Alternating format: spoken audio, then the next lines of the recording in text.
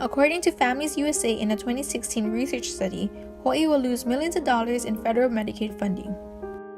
Over the course of a year and a half alone, Medicaid expansion brought $599 million in federal dollars into the state's economy, affecting hospitals, other healthcare providers, and businesses. In my research of wanting to learn more about the poor access of healthcare for the low-income community, I specifically chose to volunteer at Queens Medical Center because not only that their mission fulfilled the need to provide a quality of healthcare service, but I also wanted to fulfill an inside experience of being in a healthcare facility to understand and know a little more about the interactions and engagement patients have with their physicians and doctors. In this volunteer program, it especially helped me to meet people who knows more about the aspects of healthcare in Hawaii. They get a lot sicker. We do see a lot of folks that primarily, so to just target this geographic area here, we do see a lot of diabetes and obesity on this side of the island.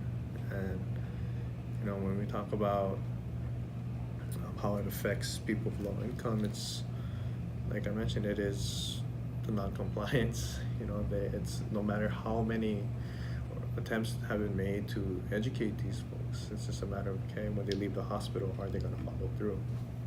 The low-income people, actually it affects them a lot because it's expensive. Like some of the healthcare, they charge, I think, $350 for the PPO or less than that, but the minimum is $350 a month. You don't have any choice. As long as you work and as long as you become a regular employee of a company or any workplace and working at least 4 hours or more a day, the company will pay for your insurance, and a part of it you're gonna pay for it. Oh, it's very important. I see a lot where folks, like how I mentioned earlier, folks come to the hospital when it's too late. They feel that with this whole Obamacare thing, I see resistance against that because they think it's taking their money. However, in the long run, look at the bigger picture. It's actually helping them. It helps them from accruing more debt. It helps them getting access to the appropriate services, whether it be establishing care with the primary care provider or with the behavioral health services and stuff like that. It is very important because it is your health, and you cannot say when are you going to be sick.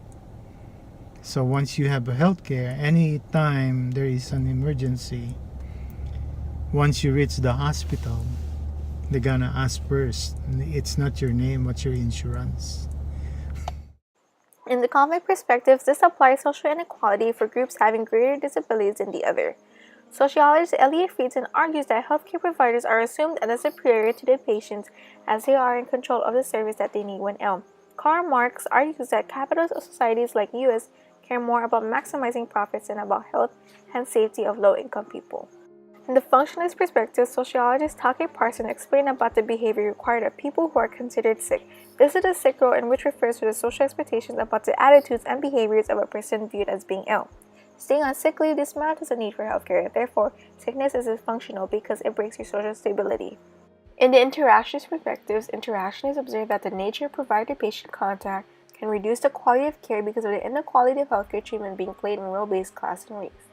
Good relationships between the healthcare provider and you maintains a stable, healthy status for yourself as the years go by. In the microanalysis, being in a low social class and economic status contributes factors like poor diet and stress because it leads to neglection of their health status when there is not enough money to pay for healthcare services. In the meso-analysis, healthcare promotes a healthy living population because of the Prepaid Healthcare Act that forces people to work and get a job in order to get healthcare benefits from their employers.